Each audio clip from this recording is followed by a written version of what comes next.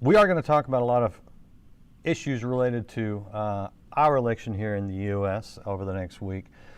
So if you're, Judy, others, my Canadian friends, others of you outside the U.S., bear with us. I will say that we're going to talk on a level that applies no matter where you live. The principles apply. Truth is truth, doesn't matter where the borders lie, right? So we're going to talk about these things. Now, today is going to be very interesting, I think, because this has been a summer of racial unrest here in the United States. And if you've been following this Live Today Live, then you have seen me talk to a lot of different people about this issue, different ethnic backgrounds, but doing a lot of listening to my African American friends to try to gain some understanding about the issues and see, just hear, how do you see things, Today will be interesting because my guest today is a gentleman named Bruce Carter. And I would describe him as an activist. He's been many things in his life, from a football player back in a few decades ago. A mentor. Don't tell, right? You're saying don't tell. But he is, you might have seen him because he's been very politically outspoken, and not just on a political level, but really on a spiritual level, on a social level that transcends politics, but is impacted by politics. And so we're going to get into some of these things today. Bruce Carter, how you doing? Appreciate you taking the time to be with us on Live Today Live. I'm good, man. Thank you for having me. We have what I call liquid sunshine. Will look cooler, but y'all call it rain. And everything is well. Okay. So now, jump back a few years before you got real politically involved, and tell us, give us just so when people hear what you say today, I want them to know where you've come from. So let's jump back even to, let's say, Obama's first term when he was first running for president. Describe yourself politically and sort of your views back then. I had no political views prior to him running. I didn't believe that this was built for me, that I need to go out, outwork everybody, outserve everybody, and God would make everything okay in my life. And then, of course, Obama pops on the scene, a black man running. Of course, I'm going to vote. So I exercised my vote with little expectation because I voted because he was a black man.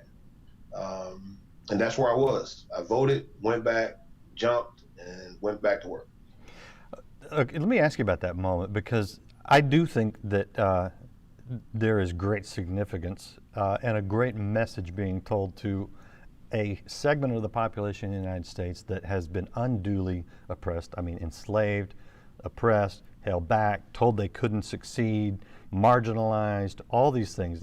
That is absolutely the history of the United States, unfortunately. But to see a black man become president twice, that had to send a message of affirmation to African Americans, did it not?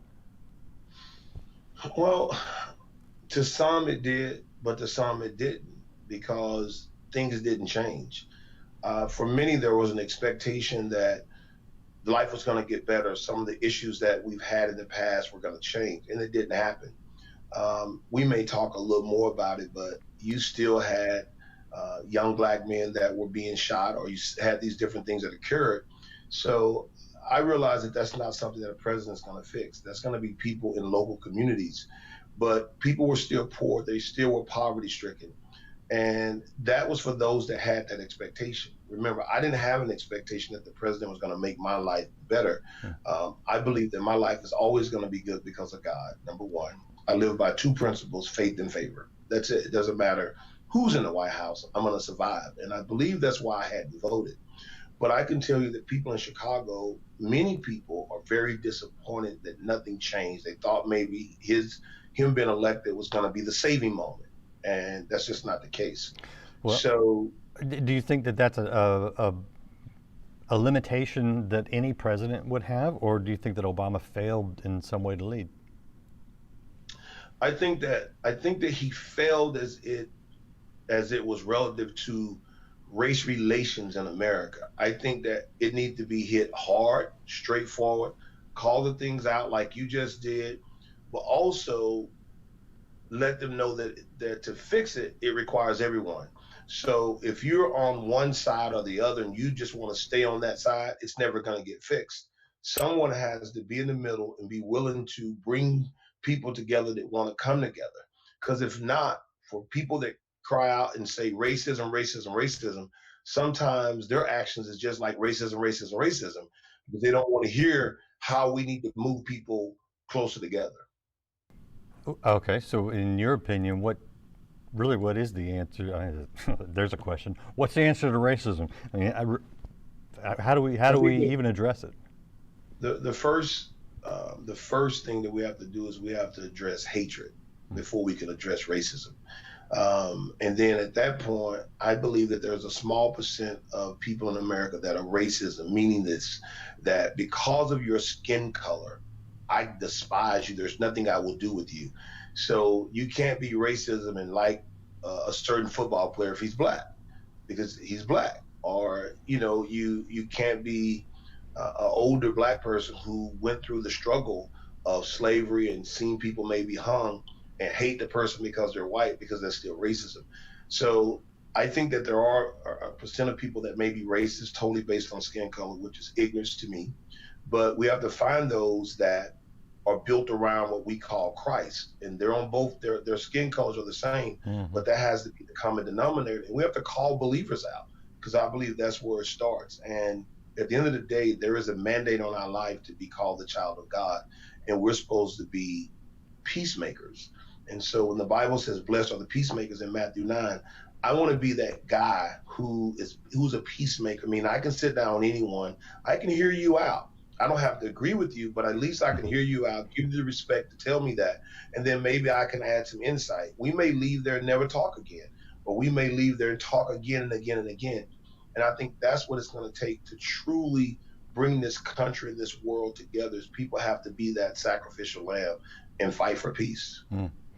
What made you decide to get politically involved? And tell us a little bit about that. Man, it's my daughter asked me. She was then 17, and she was asking me who I was voting for in the primary. I didn't even know what a primary was at that point, Yeah, which which one? was now It's that two. was 2016. Okay. So remember, I had voted twice. I still didn't know what a primary or what the general was, but I knew I voted. And she asked me who I was voting for, and I'm like, the lady, Bill Clinton's wife. I didn't really know Hillary's name at the time. And so she said, "Hey, I would vote for Bernie Sanders." I'm thinking, like, who? She said, "Bernie Sanders." I said, "Why?" He marched with Dr. King. He was chained, trying to help the civil rights education for Black people. I'm like, okay, Bernie's my guy then. And this was a Tuesday night for the primary vote, and Hillary spanked Bernie in Texas. And then I decided that night that, you know what, it's my civic duty to be engaged and to understand more about politics, laws, policies. And that night I formed Black Men for Bernie. And I looked to see what was going on. And there was a debate in Flint, Michigan on that Sunday. And when I went that Sunday, I organized people and we went to Flint. And, fortunately, we were able to get into the site of the debate and just start having conversations. I had T-shirts, I handed them out, but everyone that was putting a shirt on was white. I was like, wow, okay, this is cool. And that was that Sunday. The next day, Bernie was down 17 points. We went to a rally in Michigan at the big house, walked in, me, my camera guy, and one other guy, and I'm thinking like, whoa, let's go. It's 30,000 white people. And the staff said, no, no, no, no, wait. They placed us behind them, wanted us to meet the senator. I met Bernie. And I said, hey, we're going to make this better. And we just went to talk to people. And Bernie ultimately won Michigan. MSN said he won because of Black Men for Bernie. I'm thinking like, hold on, there's something with Black men being involved in politics. Came back, looked at it, and ultimately went through 46 states. And then that's when my eyes were open. Every state I went to, my goal was to reach Blacks and talk to them about politics, getting engaged, why it's important, hold people accountable. But every urban core I went to was full of poverty, crime. And I couldn't understand it. But now I started researching, and they had been under the Democratic rule for 40, 50, 60 years. And I became angry of not understanding and not being involved because I'm a college educated person. I'm a father. I know better. And that took me to where I am today to say it is my job as a believer, as a man, as an American, to make sure that people understand policies. They understand who does what, and then they get to make a decision based on their belief system and their community and their family and their country of what they want it to look like. All right, we're talking to Bruce Carter. This is his website, valueofalife.us, and we're going to talk about some of that here in a minute. But I gotta recap with you, Bruce, a little bit, because you were a huge Bernie Sanders supporter in 2016, and I got to ask you, was it strictly because he had, in your view, and I'm not disputing it, a good stance on civil rights? Was that really the thing that attracted you to him? You know, what attracted me at first was simple. He stood up for blacks to have a right in Chicago to get an education. That was the only point I knew.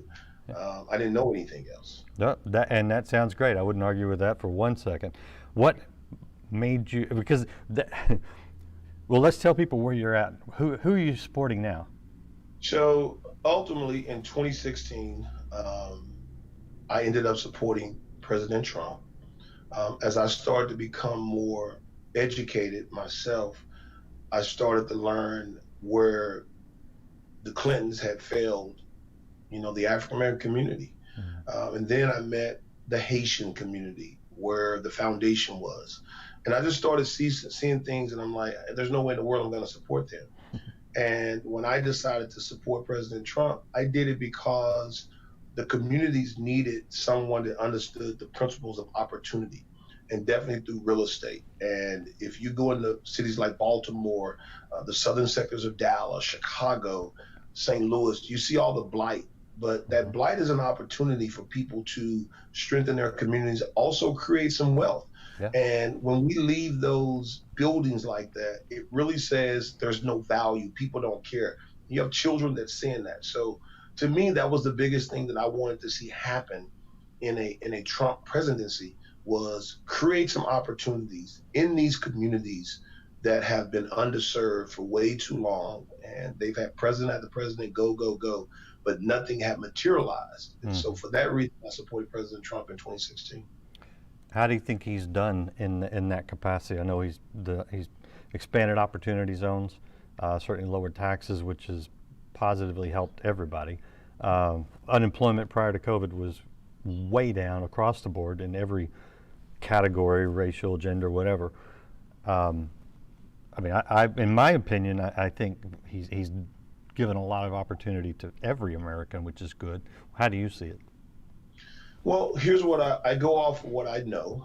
I know that there has been some executive orders, one that has made the availability for apprenticeship to take place with nonprofits and organizations, and I have to go through a federal and a long, lengthy state or county, which was one of the things I asked for. So that's a promise kept. I've also understand the amount of monies that has been made available for HBCUs, which is good if HBCUs are going to maintain what they were originally built for. But more importantly for me is the redemption ability that through the Second Chance Act, there are individuals that are incarcerated who, when they come back, they're looked down on, they're frowned on. And that act allows people to be redeemed. And to me, that's really important. And there's some of the other accomplishments is the ability to listen to people when it came to making things happen within communities. So when you talk about the opportunity zones, I have not seen them fully fulfilled the way they need to be, where people in the immediate community are benefiting from them, but they're there. And I think that that's something that needs to really work its way out. So if I was grading him on the things that were important to me, I'd give him a B. There are some things that I would like to see finalized for that to be an A. I see the Platinum Plan, but I'd like to see the methodology of how it works. I said about a year ago that there needed to be $500 billion put into these, what we call these opportunity zones, but there need to be maybe a tax credit where we could partner with some of the athletes who are paying taxes, give them a chance to really make some investments and not just run your mouth. You get the chance to be a part of it.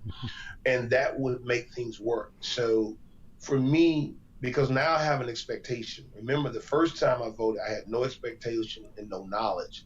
Now I have an expectation, but I also have plans that I'm saying this will work because of my activism, because of my mentorship. I've been on the ground so long. I'm talking about what people say they need and want and the things they'll work hard for.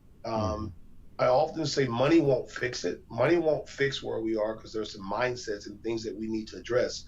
But you have to have those resources once you get people mentally prepared to go and be a part of something. So today he gets a B. And there's a week left. And my mission and goal is to talk the first time undecided, disconnected voters, but to educate them. And when they get educated, here's what I've always realized. Once a person becomes educated, they're informed, they'll make decisions that they can hold on to and they won't feel ashamed, embarrassed, and they won't allow people to change them because of their conviction. So that's what my goal is for these next 7-8 days.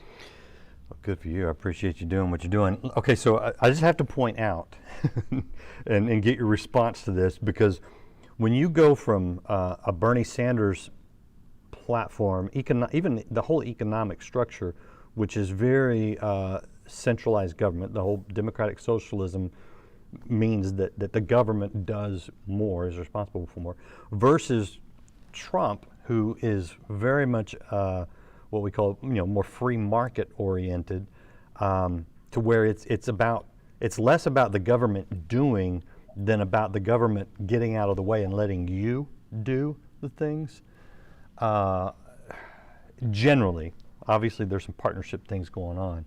That's a wide chasm to cross. Do you see that?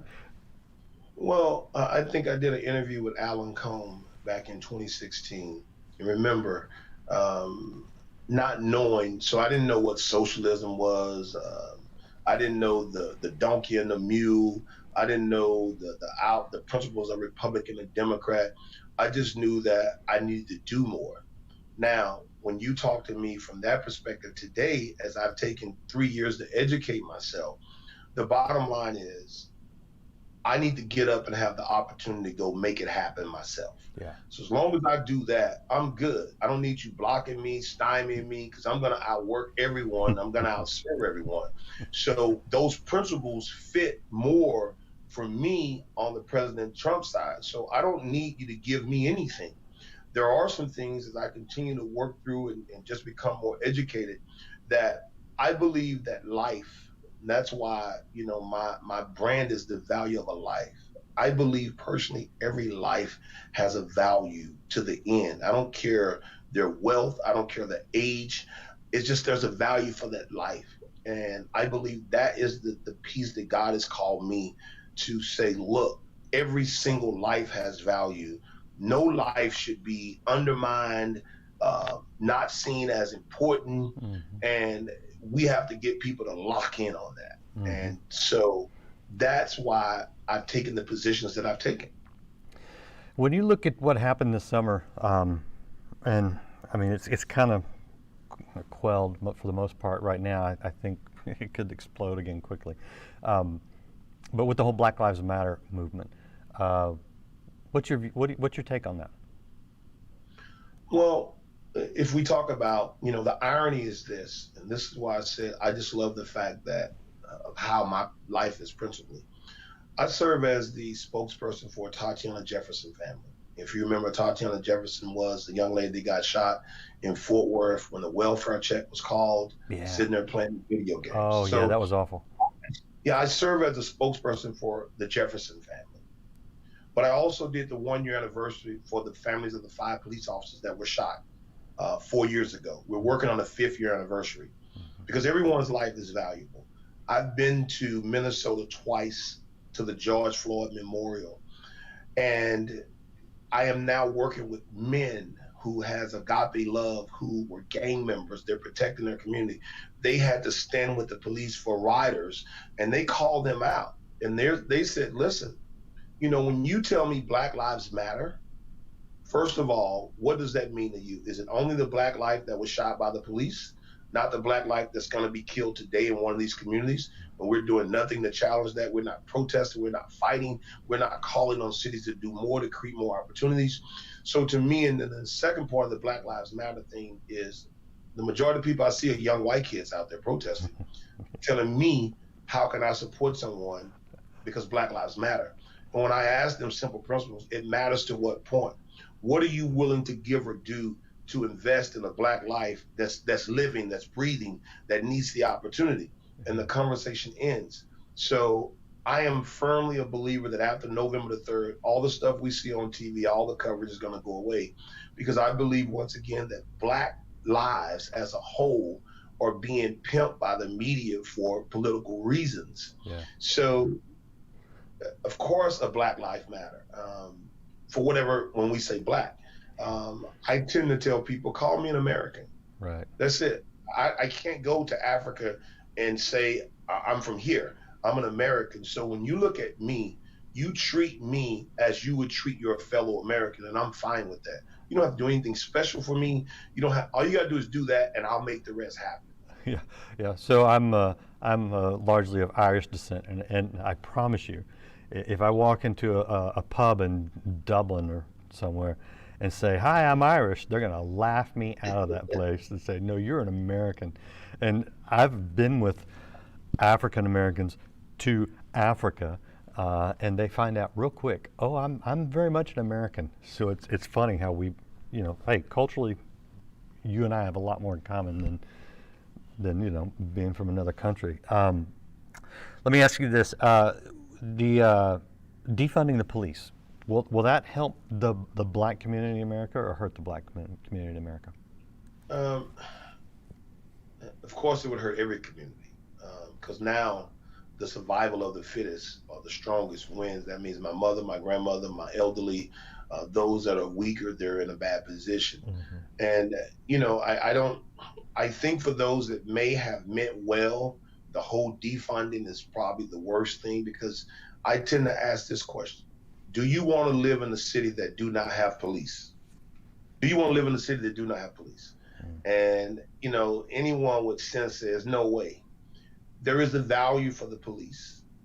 And what we have to do as a group of people, we have to call, once again, if they wear a badge and they disarm the badge, we have to call them out. Yes. We cannot have any of the blue line stuff, that blue coat, that's a bunch of mess. Mm-hmm. But just like if you were a doctor and a doctor they did malpractice, you're still going to go to the doctor. You just don't want to go to that doctor. You want to call that doctor out. And so those are the things that we must do.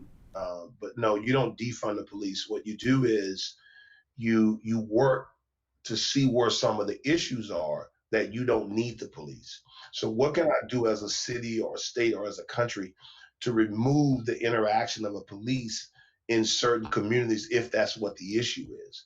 And I think that's what we have had. We've had huge failures within our cities to take the federal dollars that have been allocated to put them to use where we can reduce some of the systemic issues that we do have. You cannot continually have tens and tens of millions of dollars and you have your crime increases. So I do think there needs to be a reallocation or reappropriation of funds that are coming in that will make the people better in the communities, because it creates the opportunity. So for me, everything starts with opportunity. And once we get the opportunities, then we're able to do more. And I appreciate your perspective, because you have been doing this for so long, even though you haven't been politically active. That, and in some ways, it's almost better because you hadn't been tainted by, unfortunately, some of the politics. But you're actually looking at what works in the community to help people, and I think that's the starting point we have to have when it comes to any of these things. Let me ask you this question, because I think I know how you're going to react. But when former Vice President Joe Biden, nominee Joe Biden, said basically that if you vote for Trump, then you ain't Black, how did that strike you? Well, it's two things with that. One, it says I own you if you're Black, and the Democrat Party owns you. And I think that has been part of the issue that is going on within Black communities that continually vote for someone just because they have a D by their name. I often tell people, if I hated Black people and I wanted to destroy them, I would go run as a Democrat because they'd still vote for me. They would not vet me. They would not challenge me. They would not look at my body of work. All they'll see is the D. And I think those are the things that we have to change if we're truly going to reshape some of these communities based on the vote. And once again, to Joe Biden, I think that goes back to who you are. I mean, and I think it was a blatant disrespect. I don't think I'm sorry fixes it. I'm sorry doesn't fix the crime bill because you've had too many opportunities, if you were really sorrowful for it, to address it. I believe as the vice president, you could have walked next door and said, hey, President, we need to address that. I think you could have went before Congress and said that. So I'm not of the guy that says when you're in a political race that you get to do the apologies. It's based on your body of work. And so I believe that that was one more strike against him for me and many of the men that I talk to, because men tend to call it out as it is. And, I'm sorry doesn't always fix it. Yeah. All right, let me show people the website. We're talking to Bruce Carter. This is his website. It is valueofalife.us, not .com, not .org, .us. And tell us what it is you're trying to accomplish through there. And you've got a lot of things.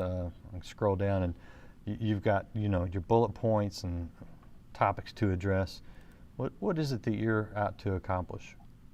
Well, the number one thing with Value of a Life is to just do that, create a new value and a word for life. We venture over into our veterans. It's nothing to do with the politics. The politics you can get there that we're working on this pick up your baton, because we all have a baton that we need to pick up and play a role in making life better as believers. I believe that's what a call and a mandate on our lives is. But for Value of a Life, it's addressing issues with solutions. And we've been on a 40-day, 40-night tour at the end of last year to look at senseless violence and homelessness. How do we do that as believers? How do we have the impact? So we were going to do a conference, but COVID ended that. But I believe we'll be right back in stride. And we need to serve our veterans. When you go there, we have to honor those that go out and put their lives on the line. Even if they go to a place that's not at war, they leave their families behind in a country that's really divided. And they have some of the highest suicide rates. They have some of the highest divorce rates. And I believe as American citizens, we must do more to lighten their load because they decided that they would go and be our protectors abroad or even domestically. You know what? I feel like you are to a great degree. You're almost, you're like a reporter, because you're on the front line of solving problems in the neighborhoods, dealing with issues on the ground, and that's entirely different than even somebody like me who comes into an office every day. I do my thing, I go home. I may talk about these issues, but I'm not in the neighborhoods actively solving them on a day in, day out basis, and you are. So I appreciate the work you're doing, and I appreciate you bringing us this informed look at some of the issues that we say we care about, and I believe most people do. We may not agree on how we solve them, but you're actually doing it, and so I think we need to listen to people like you, to be honest with you. And so I appreciate you taking the time. Is there anything else you want to add before I let you go? Because I know you're about to head out and you travel and meet with people and try to impact this election next week. I would ask everyone that sees this to go to pickupyourbaton.com. See how you can get involved. I believe our goal is to address the issues together so we can show people that we care. And when people believe you care, people tend to do a little better. So that would be it. Stay prayed up. Pray for me. I am getting ready to tackle some snow. And, God bless you, Randy, and your family for having me on your show. No, I appreciate you, Bruce. Again, that's Bruce Carter. Check it out. Check out pickupyourbaton.com, as well as the other website, valueofalife.us. And you know what? I'll throw both of those in here in the chat as we exit here today. There's one of them. And I will say to you, be sure to share this, because this is good for people to understand, to have that frontline report of really trying to solve some issues in our communities, in our country. And again, Bruce, I appreciate everything you're doing. Thank you guys for watching. If you haven't subscribed or followed this channel wherever you're watching, do it now. You'll see more great interviews. We'll be talking about some important things. I got some great interviews lined up between now and the election. So be sure you come back. And we'll see you right here again next time on Life Today Live.